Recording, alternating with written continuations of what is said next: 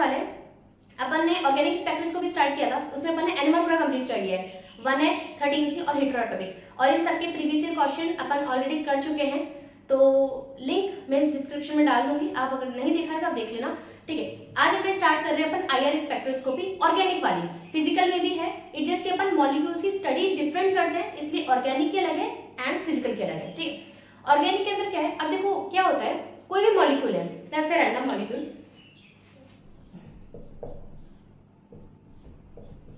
ठीक है। अब ये जो मॉलिक्यूल है मेरा, ठीक है, इसके पास किस किस टाइप की एनर्जी हो सकती है, ऑब्वियसली इसके पास एनर्जी तो होगी ना, ठीक है। तो ये हो सकती है translational, rotational, vibrational and electronic. ठीक है, जितने भी अपन अलग अलग टाइप की जो स्पेक्ट्रोस्कोपीज जो अपन पढ़ते हैं, जैसे यूवी विजिबल अपना इलेक्ट्रॉनिक के अंदर है, वाइब्रेशन अपन आज पढ़ने वाले IR, ठीक है। रोटेशनल अपन, इसमें क्या होता है, मॉलिक्यूल रोटेट करता है। तो अगर आप सनलाइट से अगर आप इलेक्ट्रोमैग्नेटिक रेडिएशंस लोगे तो इसके पास जो एनर्जी है, क्योंकि वो क्वांटाइज्ड है, कहां से आया, क्वांटम मैकेनिक्स से, कि एनर्जी क्वांटाइज्ड है, ठीक है ना। तो इनके बीच में कुछ गैप होगा, ऑब्वियसली हर टाइप की जो अलग अलग एनर्जीज है ना, इनका अलग अलग गैप होगा। अगर ये डेल्टा E इक्वल हो जाता है जो अपन ने सोर्स ऑफ रेडिएशन लिया है उसके, तो ये ट्रांजिशन मॉलिक्यूल ग्राउंड से एक्साइटेड स्टेट में जाता है, ठीक है। ये ट्रांजिशन पॉसिबल होता है, फिर अपन उसकी स्टडी करते हैं, यही होता है स्पेक्ट्रोस्कोपी के अंदर। अब क्योंकि अब डिफरेंट टाइप की एनर्जीज एक मॉलिक्यूल के पास होती है, तो एनर्जी गैप भी डिफरेंट होगा। तो अगर अपन वाइब्रेशन की अगर बात करें, डेल्टा एनर्जी, तो आप जब रेडिएशन दोगे तो आप वाइब्रेशन स्पेक्ट्रोस्कोपी के अकॉर्डिंग दोगे कि भाई जो मैं दे रहा हूँ रेडिएशन उस पर्टिकुलर वेवलेंथ के अराउंड दूं कि वो ट्रांजिशन पॉसिबल हो, ठीक है। तो जो भी आप रेडिएशन दोगे वो अकॉर्डिंग टू स्पेक्ट्रोस्कोपी होगा, ठीक है, मतलब कि सोर्स। पहले तो ये चीज सबको बताइए, ठीक है।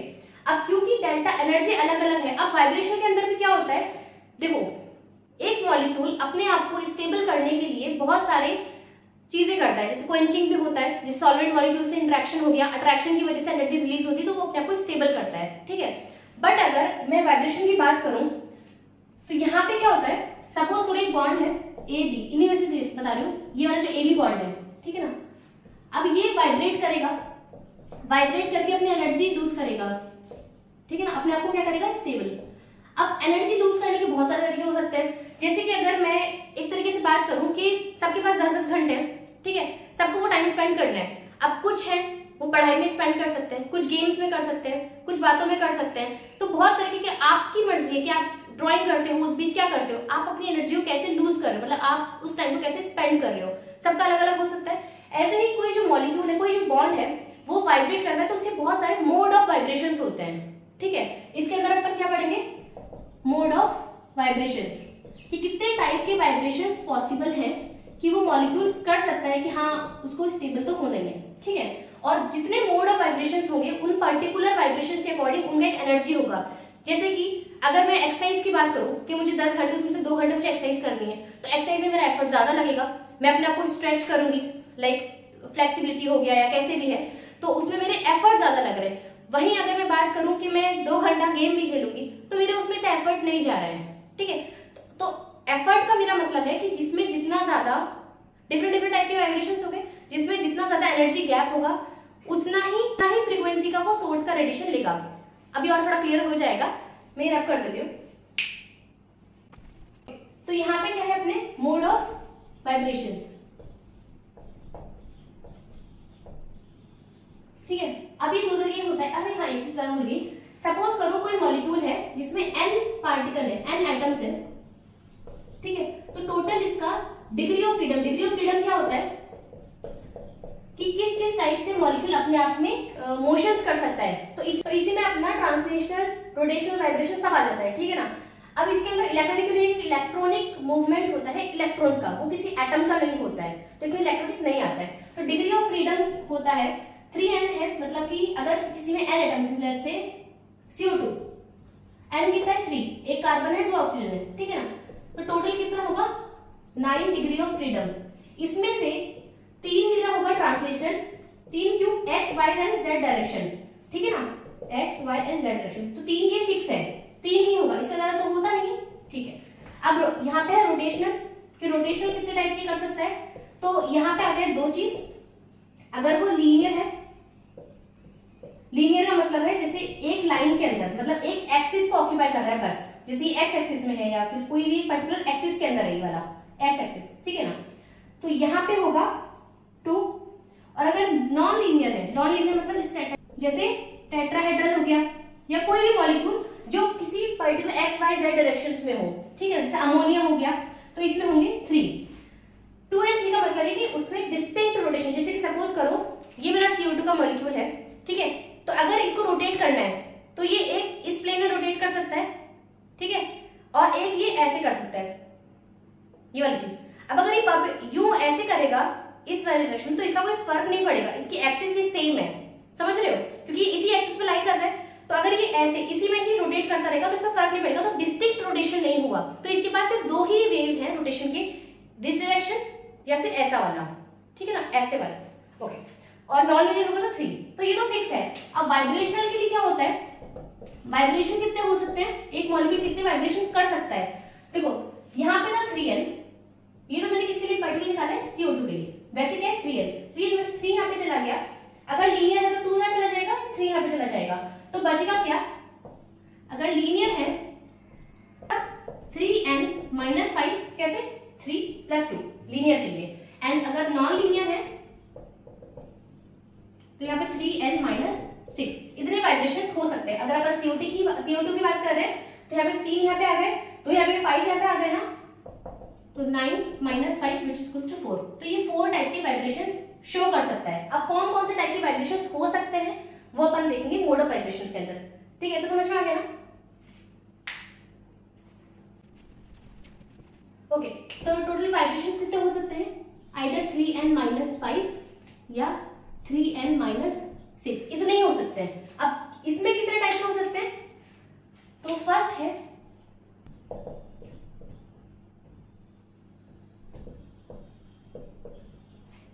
सेकेंड है बेंडिंग, और स्ट्रेचिंग कितने हो सकते हैं, n-1, ये चीज फिक्स है, ठीक है ना। स्ट्रेचिंग के अंदर भी 2 हो सकते हैं, एक होता है सिमेट्रिक, एक होता है एसिमेट्रिक। बेंडिंग के अंदर 2 हो सकते हैं, in plane and out of plane. ये बताऊंगी अभी क्या होता है। इन प्लेन के अंदर क्या, scissoring, rocking, out of plane wagging and twisting. क्या होता है सबका मतलब, देखो सिमेट्री का मतलब है कि अगर कोई भी एक एटम है मिडिल वाला सेंट्रल एटम, यहाँ पे बी है, यहाँ पे लेट्स से, ठीक है बी, ठीक है, ये दोनों या तो आउटवर्ड्स जा रहे हैं या फिर दोनों कंप्रेशन हो रहे हैं एक साथ, इसको बोलेंगे सिमेट्रिक। जैसे CO2 मॉलिक्यूल अगर सिमेट्रिक स्ट्रेचिंग करता है तो ये CO2 है, या तो मैं इसको दोनों को ऐसे खींचूंगी या फिर कंप्रेशन होगा, दैट इज सिमेट्रिक, ठीक है ना। एसिमेट्रिक का मतलब क्या है, यहाँ पे A, यहाँ पे B, अगर मैं इसको बाहर की तरफ खींच रही हूँ तो इसको अंदर की तरफ, that is asymmetric, and this is also possible, ठीक है। सिजरिंग का मतलब क्या है, जैसे ये सेंट्रल एटम है, अब क्योंकि ये देखो बेंडिंग का मतलब क्या है, यहाँ पे थीटा चेंज हो रहा है, चेंज इन एंगल, यहाँ पे क्या है लेंथ चेंज हो रही है।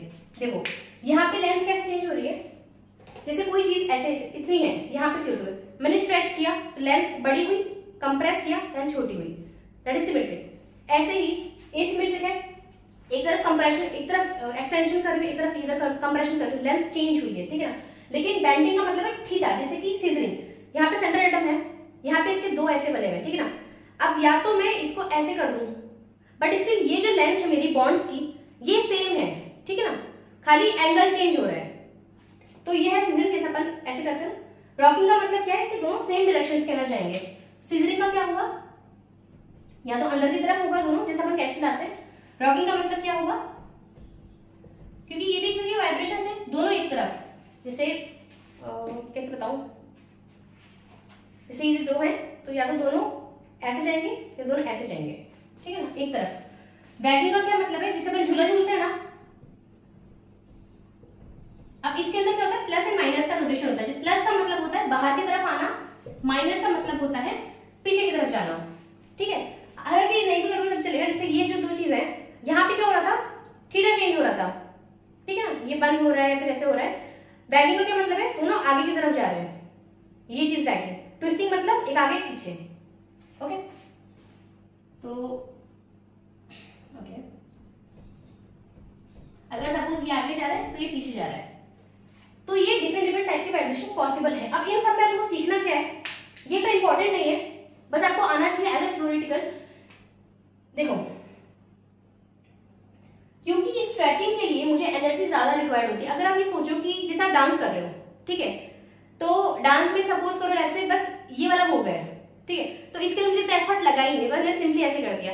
बट अगर आप स्ट्रेचिंग कर रहे हो, जैसे आप एक्सरसाइज करते हो, आपको ज्यादा मेहनत करनी पड़ती है, पसीने आते हैं, है ना, स्ट्रेचिंग के लिए आपको ज्यादा मेहनत लगती है, तो इसका जो एनर्जी गैप होता है वो ज्यादा होता है।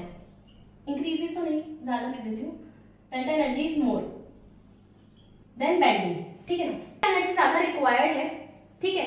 अब आपने बोल्ट्जमैन डिस्ट्रीब्यूशन में एक चीज अच्छे सबको पता है कि जितना ज्यादा एनर्जी गैप होगा उतना ही ग्राउंड स्टेट पे मॉलिक्यूल ज्यादा लाई करेंगे, ठीक है। जब आप उनको एनर्जी दोगे वो एक्साइट होकर ऊपर जाएंगे, उतना ही क्लियर एंड क्लीन आपको ट्रांजिशन शो होगा। अगर आपकी एनर्जी गैप बहुत कम है तो मॉलिक्यूल ऑलरेडी एक्साइटेड स्टेट में ऑक्यूपाइड है, तो आपका इतना अच्छा ट्रांजिशन नहीं आने वाला है, ठीक है ना। इसमें ऐसा कुछ नहीं कि इसको ज्यादा मेहनत करें, अपन तो दे रहे ना, सोर्स अपने हाथ में, आपको तो मॉलिक्यूल को एक्साइट करवाना ही है, ठीक है। बट जितनी ज्यादा एनर्जी गैप होगा उनके बीच में उतना ही क्लियर ट्रांजिशन होगा। तो ये होता है अपना क्लियर ट्रांजिशन, स्ट्रॉन्ग भी कह सकते हैं इसको, ठीक है। तो अपन जितनी भी यहाँ पे जो बात करेंगे, जो अपन बेसिकली आप आईआर कर क्यों रहे हो, क्योंकि इससे आपको फंक्शनल ग्रुप की नॉलेज मिलती है। तो यहाँ पे क्या है, जितने भी आपके कैरेक्टरिस्टिक्स ऑफ पीक होंगी ना, कि अच्छा ठीक है, अगर मुझे कार्बोनिल कंपाउंड है या फिर कार्बोक्सिलिक एसिड है तो इसकी पर्टिकुलर यहाँ पे पीक आनी चाहिए, तो आप किसकी कंपेयर कर रहे हो, स्ट्रेचिंग की, ठीक है। तो भी आप देख रहे हो वो है स्ट्रेचिंग का, तो ये अपना है कैरेक्टरिस्टिक पीक, कैरेक्टरिस्टिक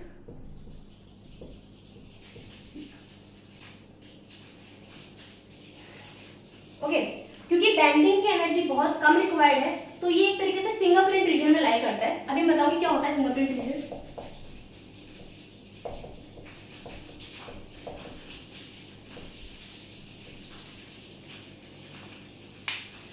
और हाँ, एक और चीज इसमें क्या होता है, एसिमेट्रिक के लिए एक और चीज इंपॉर्टेंट है कि ये सब में पॉसिबल नहीं है एसिमेट्रिक, क्योंकि एसिमेट्रिक के लिए आपको ये जो दो एटम्स है ना, ये दोनों सेम चाहिए तभी पॉसिबल होगा एसिमेट्रिक। ये चीज मैंडेटरी रूल है। जैसे कि सेकेंडरी अमीन, इसमें क्या होता है NHH सपोज ऐसे R, तो यहाँ पे ये चीज पॉसिबल है, यहाँ पे एसिमेट्रिक स्ट्रेचिंग होगी।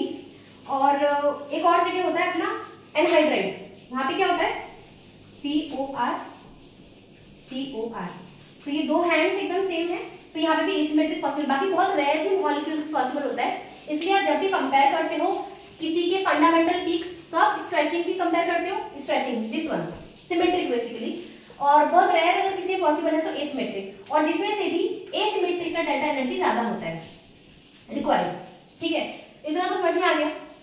फिंगरप्रिंट अभी मुझे बताना है कि क्या होता है, ठीक है, उसकी एनर्जी कम होती है, इससे ज्यादा होती है, इस टाइप के डिफरेंट अपने वाइब्रेशन पॉसिबल है। बाकी नेक्स्ट अपन बात करते हैं फिंगरप्रिंट क्या होता है, ठीक है ना। ओके, तो एक मॉलिक्यूल में ट्रांजिशन जब होता है, ये है अपना ग्राउंड स्टेट, ये है अपना एक्साइटेड स्टेट, ठीक है। अगर मॉलिक्यूल जैसे लेट्स से यहाँ पे ये एक्साइटेड स्टेट 1 हो गई, 2, 3। पहली चीज, जितना ज्यादा डेल्टा एनर्जी होगा, मतलब कि ये जो गैप है जितना अच्छा होगा उतना ही इंटेंस कह लो या फिर क्लियर स्पेक्ट्र आएगा, क्लियर ट्रांजिशन। तो इस वजह से अपन ने क्या देखा था कि जो स्ट्रेचिंग है अपन मोस्टली उन्हीं की ही बात करते हैं, ठीक है। सेकेंड चीज, इसको क्या बोलते हैं, फंडामेंटल ट्रांजिशन का मतलब है कि from 0 to 1, this is 1 right, 0 to 1। इसकी प्रोबेबिलिटी सबसे ज्यादा होती है, क्यों, क्योंकि मोस्टली जो न्यूक्लियाइज है, मोस्टली जो एटम्स है वो ग्राउंड स्टेट पर है, ठीक है। तो सबसे ज्यादा प्रोबेबिलिटी इस ट्रांजिशन की होगी। अगर मैं यहां से इसकी बात करूं या फिर ये, इनको बोलते हैं ओवरटोन्स, लाइक 0 to n कहीं भी पॉसिबल है, बट इसका पॉसिबिलिटी बहुत कम होता है, क्योंकि जैसे वो चीज यहाँ पे जाएगी वो वापस से बैक टू यहाँ पे आ जाएगा, ठीक है ना, क्योंकि एक्साइटेड स्टेट में वापस से ग्राउंड स्टेट, तो ये ट्रांजिशन चलता रहता है। इसकी प्रोबेबिलिटी होती है कम, नॉट इंटेंस, एक तरीके से प्रोबेबिलिटी बहुत कम है, प्रोबेबिलिटी लेस, ठीक है ना, इसकी बहुत ज्यादा। तो ये होता है सबसे ज्यादा इंटेंस। तो जब अपन क्या होता है इस पूरे चैप्टर में अपन अपना मेन काम है अपन को कैरेक्टरिस्टिक पीक्स याद करें। जैसे अपन NH1 में किया था, 13 में किसी कहाँ पे लाई करती है, अपन उसके अकॉर्डिंग नॉलेज ले पा रहे थे कि किस टाइप का इसका स्ट्रक्चर होगा।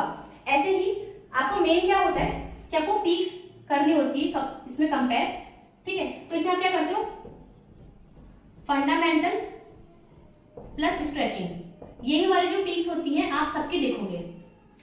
बाकी क्यों नहीं देखना है, सबका रीजन बता दिया। फंडामेंटल ओवरटर्न क्यों नहीं देखते, क्योंकि इसकी प्रोबेबिलिटी कम होती है, बहुत छोटी सी पीक आएगी ऐसे वाली। और जब भी फंडामेंटल की बात करो तो ये बहुत ऐसी पीक आती है, क्लियर होता है कि हाँ यहाँ पे ये चीज पीक आ रही है। एक और चीज होती है फर्मी रेजोनेंस। फर्मी रेजोनेंस क्या होता है,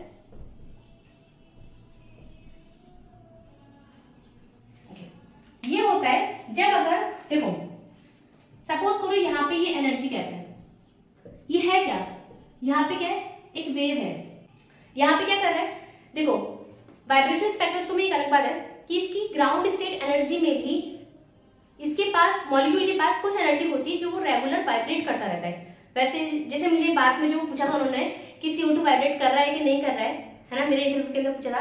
तो हाँ, हर मॉलिक्यूल अपने जीरो मतलब ग्राउंड स्टेट पर भी वाइब्रेट कर रहा होगा, ठीक है ना। तो वाइब्रेट का मतलब क्या है कि एक वेव जनरेट हो रही होगी, है ना, इसको बोलते हैं वाइब्रेशनल वेव। इसकी एक पर्टिकुलर वेवलेंथ होगी, ठीक है। अब इसी का ही एक्साइटेड में देखो, एक्साइटेड में क्या होता है, इसकी ना वेवलेंथ कम नहीं होती है, एम्पलीट्यूड बढ़ जाता है। अब कोई कहेगा कि यार उसकी एनर्जी बढ़ भी रही है, भैया एक्साइटेड स्टेट में भी जा रहा है, लेकिन वेवलेंथ कांस्टेंट है, दिस इज कांस्टेंट। तो कैसे पॉसिबल है, क्योंकि इलेक्ट्रोमैग्नेटिक रेडिएशंस के अंदर अपन ने क्या पढ़ा है, h mu is equals to hc by lambda। अगर वेवलेंथ कांस्टेंट है, इट शुड बी लाइक कि एनर्जी कांस्टेंट होनी चाहिए, बट एनर्जी तो बढ़ रही है, क्योंकि ये फॉर्मूला यहाँ नहीं लगता है कि इलेक्ट्रोमैग्नेटिक रेडिएशंस की एनर्जी निकालने का फॉर्मूला है, ठीक है। तो जितने भी अपने जैसे हैं ये अपने IR रेडिएशन, रोटेशनल रेडिएशन, जो सोर्स है X rays, gamma rays, radio waves, तो इनकी एनर्जी होती है h mu which is equal to h by lambda, but vibration की एनर्जी होती है E is equals to V plus half h mu। V क्या है, quantum number, vibrational quantum number, ठीक है। ओके, तो यहाँ पे क्या होता है कि वेवलेंथ चेंज नहीं हो रही, मतलब फ्रीक्वेंसी सेम है, बट क्वांटम नंबर बढ़ रहा है, क्योंकि आप जैसे ऊपर जा रहे हो क्वांटम नंबर 1 0 1 2 3, तो क्वांटम नंबर बढ़ने की वजह से ये है एम्पलीट्यूड, तो एम्पलीट्यूड बढ़ता है, ठीक है ना। वेवलेंथ कांस्टेंट रहती है, एम्पलीट्यूड बढ़ जाता है क्योंकि इस एनर्जी के अकॉर्डिंग। अब यहाँ पे रेजोनेंस कैसे हो रहा है, जो अपन सोर्स दे रहे हैं विच इज इलेक्ट्रोमैग्नेटिक रेडिएशंस, ठीक है ना। अब आपने इस एनर्जी के अकॉर्डिंग सोर्स दे दिया, बट क्या वो रेजोनेंस करेगा, नहीं, क्योंकि उसके लिए ऑसिलेटिंग होना बहुत जरूरी है। सिर्फ वेव रेजोनेंस कब करती है, जब दोनों सेम नेचर की हो, ठीक है। तो इसके लिए इस वेव का ऑसिलेटिंग होना बहुत जरूरी है, तभी रेजोनेंस होगा, रेजोनेंस होगा तो ये ट्रांजिशन पॉसिबल होगा। तो रेजोनेंस क्या होता है, जैसे कि जो भी मैं चीज दे रही हूँ, सपोज मैं कोई चीज कांस्टेंट दे रही हूँ, तो मुझे यहाँ पे भी कुछ कांस्टेंट चाहिए ताकि वो एक साथ कंस्ट्रक्टिव जो रेजोनेंस करती है, कंस्ट्रक्टिव इंटरफेरेंस जो आपने पढ़ा होगा, उसकी वजह से ट्रांजिशन आता है। तो फर्मी रेजोनेंस क्या होता है, क्योंकि यहाँ पे ऑलरेडी सपोज करो ये स्ट्रेचिंग है, ये क्या फंडामेंटल हो गया फिर, ठीक है ना, ठीक है। तो यहाँ पे जो वेव है ये वेव है। अब ऐसे ही मेरा बैंडिंग के अंदर सपोज करो बहुत कम एनर्जी है, तो यहाँ पे भी कुछ वेव होगी, ठीक है। तो अगर ये बैंडिंग वाली वेव जिसकी प्रोबेबिलिटी बहुत कम है, अगर ये बैंडिंग वाली वेव मेरे इस बड़ी वाली वेव से, मतलब स्ट्रेचिंग वाली वेव से रेजोनेट करती है, तो उसको बोलते हैं फर्मी रेजोनेंस। तो फर्मी रेजोनेंस क्या होता है कि फंडामेंटल प्लस ओवरटोन, ओवरटोन की प्रोबेबिलिटी कम होती है, राइट। अगर ये करता है इसको बोलते हैं फर्मी रेजोनेंस। कभी कभी क्योंकि उसकी प्रोबेबिलिटी बहुत कम है बट इसकी प्रोबेबिलिटी बहुत ज्यादा है, तो फर्मी रेजोनेंस की क्या होता है, एक कैरेक्टरिस्टिक पीक आ जाती है। ये बहुत रेयर केस है, तो दो एक्सेप्शन आपको इसमें पढ़ने हैं, इसलिए मैं आपको ये वर्ड इंट्रोड्यूस करवाया था कि फर्मी रेजोनेंस क्या होता है कि कोई हाई प्रोबेबिलिटी का ट्रांजिशन है, उसका जो एक वेव है वो अगर रेजोनेट कर पाता है किसी लोअर प्रोबेबिलिटी के साथ, तो फिर यहाँ से फर्मी रेजोनेंस की पीक भी आती है, ठीक है। तो इस समय हमने पढ़ा है कि एनर्जी के सोर्स से यहाँ पे इसको ऑसिलेटिंग होना पड़ेगा, रेजोनेंस होगा तो ट्रांजिशन होगा। रेजोनेंस कैसे हो सकता है, विद इन मॉलिक्यूल। अभी इसको इसी को मैं और थोड़ा क्लियर कर दूंगी नेक्स्ट वाले इसके अंदर। ओके, तो इसके लिए अपन क्या करते हैं, एक मॉलिक्यूल को लेते हैं, जैसे लेट्स से एबीसीडी में लेते हैं,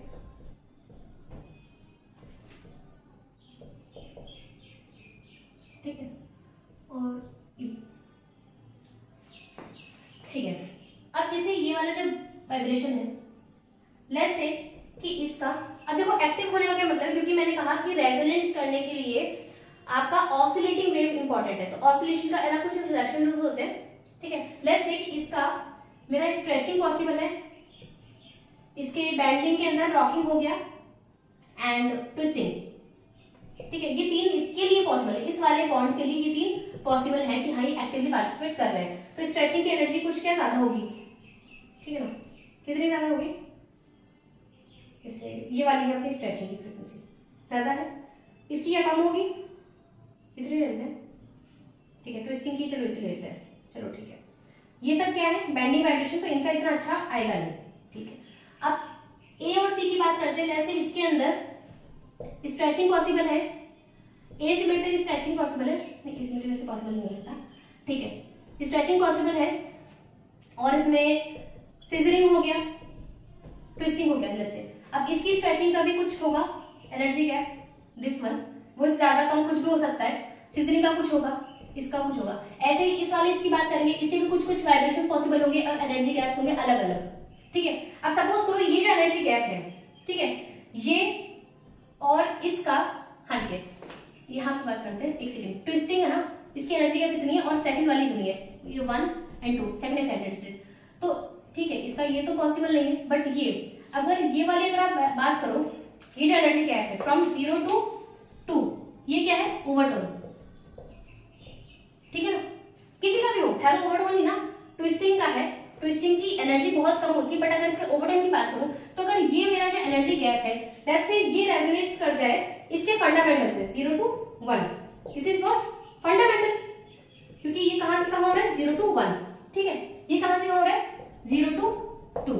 अगर ये दोनों रेजोनेट कर जाते हैं, फंडामेंटल एंड दिस बेंडिंग का भी ओवरटोन, तो फंडामेंटल प्लस ओवरटोन, इसको क्या बोलते हैं, Fermi resonance, Fermi resonance. Although इसकी प्रोबेबिलिटी बहुत कम ही होती है, ठीक है, लेकिन कभी कभी ये कैरेक्टरिस्टिक पीक देता है किसी कोई पर्टिकुलर मॉलिक्यूल्स के लिए, वो आप एक्सचेंज पढ़ गए, बट यहाँ पे क्या होता है, आप देखो एक ही मॉलिक्यूल है, उसमें कितने सारे वाइब्रेशन पॉसिबल है, इसके सारे 3-4 हो सकते हैं, इसके हो सकते हैं, फिर इनकी भी आपस में रेजोनेंस हो सकता है, फंडामेंटल प्लस फंडामेंटल हो सकता है, फिर ये एक पीक देगा, ये जो बैंडिंग है ये वाली प्लस ये वाली हो सकती है, तो किसी का भी किसी से रेजोनेंस हो सकता है। तो इस वजह से क्या होता है, जब आईआर का आप स्पेक्ट्रा लेते हो ना, ये बिल्कुल भी क्लीन नहीं होता है, जैसे मालिश क्या आप करते आ रहे थे, ऐसा नहीं होता है, ये तो सारे रेजोनेंस करते करते एक दो ऐसे ऐसे पीक्स आती है इस टाइप की, तो इसको बोलूंगी स्ट्रॉन्ग पीक, क्योंकि बहुत ही इंटेंसिव मुझे दिख रही है, ठीक है। एक ये वाले लेते हैं मीडियम, और एक होती है ये वाली स्मॉल। यूजुअली जो इस तरफ की होती है, यहाँ पे क्या है मेरी पोजीशन इन सेंटीमीटर इनवर्स, ठीक है, यहाँ पे क्या परसेंटेज ट्रांसफॉर्मेशन, ठीक है। यूजुअली क्या होता है, ये पूरा स्पेक्ट्रा होता है 400 सेंटीमीटर इनवर्स से 4000 सेंटीमीटर इनवर्स। कैसे आया इस एनर्जी आया, क्योंकि जो वाइब्रेशन स्पेक्ट्रोस्कोपी होती है वो अपन आईआर की रेडिएशंस देते हैं, आईआर रेडिएशंस का अपना जो होता है वेवलेंथ, वो अपन देते हैं 2.5 माइक्रोमीटर से 25 माइक्रोमीटर। जब इसको वेवलेंथ कन्वर्ट करोगे वेव नंबर में सेंटीमीटर इनवर्स, तो ये आ जाएगा 4000 सेंटीमीटर इनवर्स से 400 सेंटीमीटर इनवर्स, ठीक है। तो ये अपना हायर एनर्जी का है, ये लोअर एनर्जी, तो यहाँ पे होती है 1500 सेंटीमीटर इनवर्स। इसके और जो कम वाले जो, जैसे यहाँ पे क्या होगा बेंडिंग, ऑब्वियसली क्योंकि इनकी एनर्जी बहुत कम रिक्वायर्ड है, ठीक है, तो यहाँ पे बेंडिंग लाई करेगा, और ये बहुत ही यूजुअली मीडियम एंड स्मॉल और बहुत खिचड़ी टाइप का स्पेक्ट्रा होता है ना, कि बहुत रेयर ही आप इसमें से कुछ फाइंड आउट कर सकते हो, तो वो चीज यहाँ पे लाई करेगा। और जितने ये क्या होता है फंक्शनल ग्रुप, यहाँ पे होती है कैरेक्टरिस्टिक पीक्स फंक्शनल ग्रुप्स की, यूजुअली यहाँ पे आप देखते हो, तो यहाँ से आप आइडेंटिफाई कर पाते हो कि हाँ ठीक है इस टाइप का मॉलिक्यूल होगा। ऑल्दो सबसे ज्यादा फ्रूटफुल है 1H13C, बट स्टिल स्पेक्ट्रम सबका देखना पड़ेगा ना, ठीक है। तो ये होता है फिंगरप्रिंट रीजन, क्योंकि ये कभी भी किसी मॉलिक्यूल का सेम हो ही नहीं सकता, इसको बोलते हैं फिंगरप्रिंट रीजन। अगर दो मॉलिक्यूल थोड़े से भी अलग है ना, तो उनका फिंगरप्रिंट रीजन तो कभी सेम नहीं हो सकता, इसको बोलते हैं फिंगरप्रिंट। जैसा सबका बायोमेट्रिक सबका अलग अलग होता है, ऐसे ही, ठीक है। ये तभी सिमिलर हो सकता है, तो क्या पता उस दोनों में ही अल्कोहलिक ग्रुप हो OH, तो दो पीक्स पर वही आएगी ना, पर्टिकुलर उस वाइब्रेशन पर ही आएगी, क्योंकि अपन वाइब्रेशन किसका नोटिस कर रहे हैं, फंडामेंटल स्ट्रेचिंग का, तो आप कंपैरिजन भी उसी का ही कर रहे हो, ठीक है। अगर आप बेंडिंग और इन सब पे जाओगे तो बहुत ज्यादा ये जो है ना ये वाले ये सब है, ये बेंडिंग और इन सब के, तो ये कोई मतलब ही नहीं, आपको इतना लिखना है। आपको जो इंटेंस है कि उस पर नोटिस करना है। अब ये इंटेंस भी किस किस चीज पे डिपेंड कर रही है ये अपन को देखना है, और अपन को देखना है सिलेक्शन रूल, है ना। ओके, तो अपन बात करते हैं सिलेक्शन रूल की। तो यहाँ पे क्या होता है, देखो अगर कोई मॉलिक्यूल एक्टिव है वाइब्रेशनल स्पेक्ट्रोस्कोपी के लिए, आईआर के अंदर जो बात कर रहे हैं उसके लिए सबसे पहले है उसमें डायनामिक डायपोल मोमेंट होना चाहिए। डायनामिक इंपॉर्टेंट है, डायपोल मोमेंट इंपॉर्टेंट नहीं है, ठीक है। जैसे अगर मैं बात करूं CO2 मॉलिक्यूल की, तो कभी भी ऐसा नहीं पूछा जाता है कि CO2 एक्टिव है या इनएक्टिव है। अपन ये पूछते हैं कि इसका कोई मोड एक्टिव है या इनएक्टिव है, क्योंकि CO2 के अंदर पहली बात 3n डिग्री ऑफ फ्रीडम हो सकते हैं, ठीक है। 3n का मतलब है टोटल 9, ठीक है। अब इसमें से भी 3 तो ट्रांसलेशन चले गए, 2 के रोटेशन हो गए, बचे कितने 4, तो 4 वाइब्रेशन पे। तो क्या जितने भी टाइप के वाइब्रेशन ये कर रहा है क्या वो एक्टिव है, तो इसमें क्या होता है n-1 अपना होता है स्ट्रेचिंग, n-1 मतलब 3 - 1 दैट इज 2 स्ट्रेचिंग होगा। 2 मतलब एक सिमेट्रिक होगा, एक एसिमेट्रिक होगा, बाकी बचे कितने 2, तो 2 ऊपर चले जाएंगे बेंडिंग के अंदर। बेंडिंग इतना इंपॉर्टेंट है नहीं क्योंकि ये अपना लाई करता है फिंगरप्रिंट रीजन के अंदर, तो इतना स्पेसिफिक नहीं है इसको इतना करना। अब बात करते हैं सिमेट्रिक और एसिमेट्रिक की, ठीक है। अब क्या हो रहा है, ये अपना है, दोनों को मैं एक साथ खींच रही हूँ। यहाँ पे फिलहाल क्या है, देखो वाइब्रेशन वेव कैसे जनरेट हो रही है, डायपोल मोमेंट की वजह से। डायपोल मोमेंट अपना जब पॉजिटिव टू नेगेटिव अपना जो आता है डायरेक्शन ऑफ मैग्नेटिक फील्ड, ठीक है, उसकी वजह से अपने जनरेट। अब इलेक्ट्रोमैग्नेटिक रेडिएशंस में क्या होता है, मैग्नेटिक फील्ड भी है और इलेक्ट्रिक फील्ड भी है। तो जिस भी टाइप का अगर आपका मॉलिक्यूल मैग्नेटिक फील्ड में आपको डायरेक्शन दे रहा है और वो ऑसिलेटिंग है, तो मैग्नेटिक फील्ड रेजोनेंस कर जाएगी इलेक्ट्रोमैग्नेटिक रेडिएशंस की, ठीक है। तो यहाँ पे डायपोल मोमेंट तो है नहीं, बट अगर आपने इसको कंप्रेस किया तब भी, क्योंकि डायपोल मोमेंट होता क्या है, this is what dipole moment. अगर सबको पता हो change in electronegativity into length, ये क्या है चार्जेस,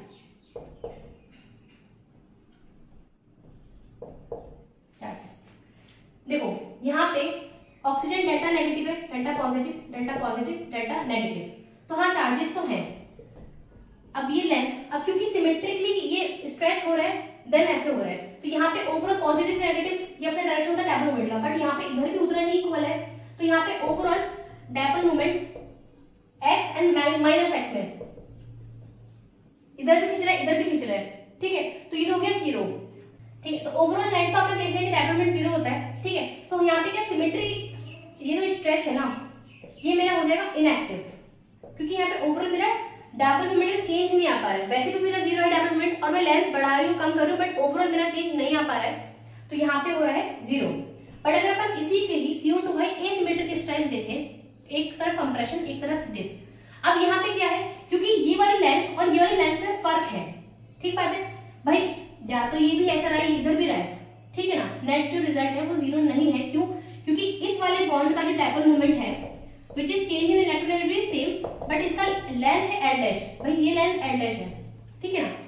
बट अगर अपन इस वाले डायपोल मोमेंट की बात करें, इस वाले बॉन्ड की, तो चेंज इन इलेक्ट्रोनेगेटिविटी तो सेम है, ये तो सेम है, बट यहाँ पे L डबल डैश, ये जो लेंथ है ना ये फर्क है, भाई यहाँ पे छोटी है यहाँ पे बड़ी है, तो लेंथ अलग है, अलग अलग है दोनों की, इसलिए इधर वाला जो मैग्नीट्यूड होगा ये ज्यादा होगा, इधर वाला कम होगा, ठीक है ना, डायपोल मोमेंट। तो अब क्योंकि यहाँ पे चेंज आ गया, तो नेट रिजल्ट मेरा क्या हुआ, dipole moment not equals to 0 for a particular moment.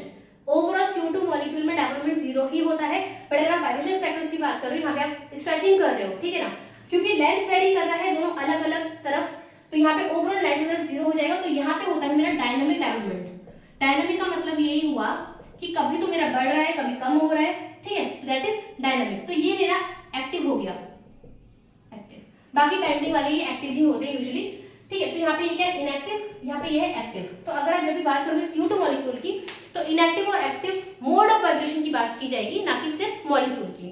तो सिलेक्शन रूल क्या होता है अपना IR का, डायनामिक डायपोल मोमेंट होना चाहिए।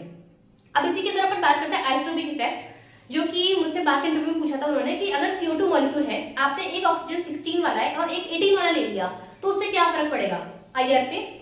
तो देखो होता क्या है, अगर कोई मोड इनएक्टिव है जैसे कि सिमेट्रिक, ठीक है, देखो डायपोल मोमेंट है किस वजह से, 18 है। क्या यहाँ पे 16 और 18 होने की वजह से इलेक्ट्रोनेगेटिविटी पे डिफरेंस है क्या? देखो कार्बन है, यहाँ पे ऑक्सीजन है। इलेक्ट्रोनेगेटिविटी क्या होती है? किसी के इलेक्ट्रॉन को अपनी तरफ खींचना, दैट इज इलेक्ट्रोनेगेटिविटी, ठीक है। ऑक्सीजन 18 में क्या हो रहा है? नंबर ऑफ न्यूट्रॉन्स बड़े हैं क्योंकि एटॉमिक मास बड़ा है ना, 16 से 18 बड़ा है, तो 2 उनके पास न्यूट्रॉन ज्यादा है। प्रोटॉन स्टील कितने हैं? 8। प्रोटॉन स्टील कितने हैं? 8। प्रोटॉन तो नहीं बढ़ रहा है, atomic number is equals to 8, right? Okay, तो यहाँ पे क्या है, इन दो आइसोटोप्स के अंदर जो नंबर ऑफ न्यूट्रॉन्स है, बट नंबर ऑफ न्यूट्रॉन्स मेरा इफेक्ट नहीं करता है किसी के शेयर्ड पेयर ऑफ इलेक्ट्रॉन को खींचने में। अगर कोई बॉन्ड है उसमें इलेक्ट्रॉन्स है, सिर्फ प्रोटॉन अट्रैक्ट करता है उस इलेक्ट्रॉन्स को, that is called electronegativity. But अगर ऑक्सीजन 18 है, यहाँ पे न्यूट्रॉन आप बढ़ा रहे हो, उससे इलेक्ट्रोनेगेटिव डिफरेंस नहीं आएगा। जितना 16 वाला खींच रहा है उतना ही 18 वाला खींचेगा, ठीक है। एटॉमिक मास नो डाउट बड़ा है, लेकिन इलेक्ट्रोनेगेटिविटी चेंज नहीं है। ओके, सेकंड बात करते हैं, क्योंकि अपन सिमेट्रिक की ही बात कर रहे हैं। जब आप खींच रहे हो दोनों में आप सेम चीज लगा रहे हो, ठीक है, सेम अपना स्ट्रेंथ लगा रहे हो, तो लेंथ में भी फर्क नहीं आ रहा है, बढ़ रहा है कम हो रहा है, बढ़ रहा है कम हो रहा है, तो दोनों तरफ डायपोल मोमेंट इन दो बॉन्ड्स का सेम है। तो ओवरऑल जो मोड इनएक्टिव है किसी भी मॉलिक्यूल का, उसमें आइसोटोपिक इफेक्ट नहीं कोई रोल प्ले करता है। अगर कोई इनएक्टिव है वो इनएक्टिव ही रहेगा, ठीक है, क्योंकि ना तो आइसोटोपिक की वजह से ना तो इलेक्ट्रोनेगेटिविटी में डिफरेंस आ रहा है, ना ही उसके लेंथ पे कुछ फर्क आ रहा है। वहीं अगर अपन बात करें, अगर कोई एक्टिव है जैसे कि एसिमेट्रिक या फिर बेंडिंग बात कर लो, यहाँ पे क्या हो रहा है, अब क्योंकि ये जो एक तरफ ऑक्सीजन 18 है, ऑक्सीजन 16 है, तो यहाँ पे काम करता है अपना हुक्स लॉ। हुक्स लॉ क्या बोलता है कि जो फ्रीक्वेंसी है ना किसी भी चीज की, which is directly proportional to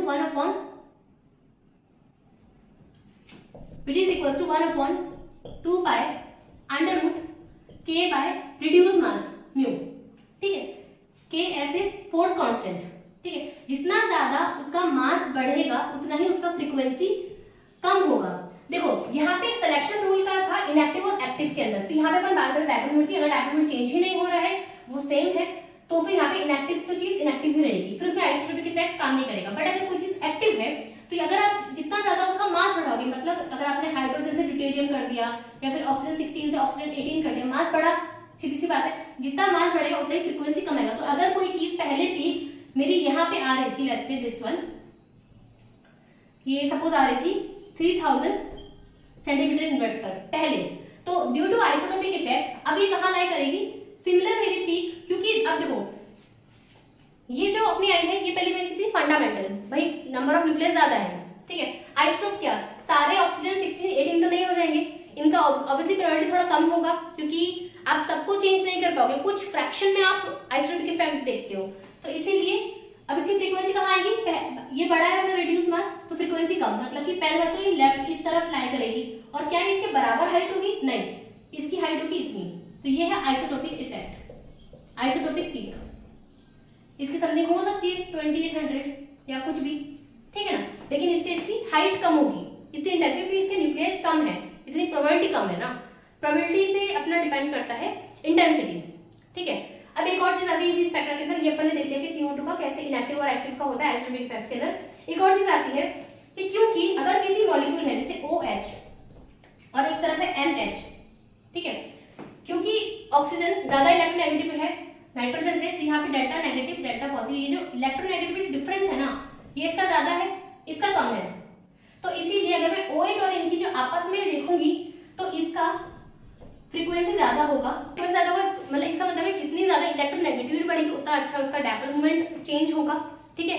dipole moment की वजह से उतना ही उसका फ्रीक्वेंसी भी ज्यादा होगा, उतना ही वो इंटेंस होगा, ठीक है। तो intense and high frequency, delta energy भी ज्यादा होगी इसकी OH, क्योंकि ज्यादा इलेक्ट्रोनेगेटिव है। बाकी अपन क्वेश्चन करेंगे ना, आप सब समझ जाओगे, अभी बस आप कंसेप्ट को थोड़ा देखते रहो। ओके, तो अपन ने इंटेंसिटी की बात कर ली कि इलेक्ट्रोनेगेटिविटी पे डिफरेंस करता है। सेकंड किस पे करेगा, ऑब्वियसली अगर कोई डबल बॉन्ड है, जैसे कि ये सिंगल बॉन्ड है, ये डबल बॉन्ड है, ऑब्वियसली यहाँ पे 2 बॉन्ड है, डबल बॉन्ड से बहुत स्ट्रांगली है, तो उसको उतना ही अपन को एनर्जी देना पड़ेगा खींचने के लिए, तो ये अपना ज्यादा एनर्जी पे लाई करेगा, ये कम पे करेगा। ऐसे ही बॉन्ड ऑर्डर, ये अपना किस पे हो गया, बॉन्ड ऑर्डर, या फिर इसको क्या बोल सकते हैं, हाइब्रिडाइजेशन। बहुत सारे फैक्टर्स पे अपन कंपेयर करेंगे, लेकिन उससे पहले आपको क्या देखना पड़ेगा, पहले अपन क्या करेंगे, कुछ कैरेक्टरिस्टिक्स पीक, जैसे अपने 1H के अंदर भी 2-3 अपन ने याद ही की थी ना, तो ऐसे आपको कुछ याद करनी है, उसके अकॉर्डिंग अपन बाकी की रिलेशन में कर लेंगे। रिलेशन में कैसे, उसमें अपन हाइब्रिडेशन का फैक्टर देख लेंगे, उसमें अपन इलेक्ट्रोनेगेटिविटी का देख लेंगे, ठीक है। और हाँ एक और चीज, कंसंट्रेशन। सपोज करो एक OH है, यहाँ पे 100 मॉलिक्यूल है, यहाँ पे 4 मॉलिक्यूल्स है, तो क्या डिफरेंस पड़ेगा इन दोनों की स्पेक्ट्रा पर। अगर सपोज करो OH का मेरा पीक आ रहा है 3400 सेंटीमीटर पर, इसका भी आएगा, इसका भी आएगा, बट क्योंकि यहाँ पे 100 मॉलिक्यूल है, ठीक है, तो यहाँ पे डिफरेंस क्या वो ज्यादा लंबा हो जाएगा। जिसमें अगर सपोज ये वाली मेरी पीक है OH की, ऐसा तो नहीं होगा कि 100 मॉलिक्यूल से तो ये बढ़ जाएगी पीक, नहीं, पीक इतनी ही रहेगी। हाँ ये हो सकता है कि कंसंट्रेशन बढ़ाने की वजह से, क्योंकि हाइड्रोजन बॉन्डिंग बढ़ रही है, तो यहाँ पे ये चीज ब्रॉडनेस आ जाएगा ड्यू टू हाइड्रोजन बॉन्डिंग, ठीक है। तो 4 मॉलिक्यूल्स आएगा शार्प, और due to hydrogen bonding 100 molecules OH का आएगा दिस ब्रॉड सिग्नल, ठीक है। यहाँ पे आप यूवी वाला नहीं लगा सकते हो, which is what absorbance equal to concentration into epsilon into length, कि कंसंट्रेशन बढ़ाने पे एब्जॉर्बेंस बढ़ जाएगा, ऐसा नहीं होता है, ये यूवी का कंसेप्ट है। हर स्पेक्ट्रोस्कोपी के कंसेप्ट अलग है, जैसे इलेक्ट्रोमैग्नेटिक रेडिएशन की अलग एनर्जी है, वाइब्रेशन एनर्जी अलग है, आप उन दोनों को कंपेयर नहीं कर सकते हो, ठीक है, क्योंकि ये एक मॉलिक्यूल की बात चल रही है। ऐसे ही यहाँ पे कंसंट्रेशन बढ़ाने से उसकी पीक इंटेंसिटी में फर्क नहीं पड़ेगा, सेम रहेगा। हाँ ब्रॉडनेस में फर्क आ सकता है, क्योंकि हाइड्रोजन बॉन्डिंग बढ़ जाती है OH, अगर मॉलिक्यूल्स की अपन बात कर रहे हैं, तो जितना ज्यादा आप डाइल्यूट करते जाओगे उतना ही वो शार्पनेस में चला जाएगा, ठीक है। एक चीज तो ये आ गई। नेक्स्ट अपन बात करते हैं कुछ कैरेक्टरिस्टिक पीक और फिर अपन कंपेयर कर लेंगे, बस फिर चैप्टर खत्म हो जाएगा, टॉपिक क्लियर से क्वेश्चन कर लेंगे। ओके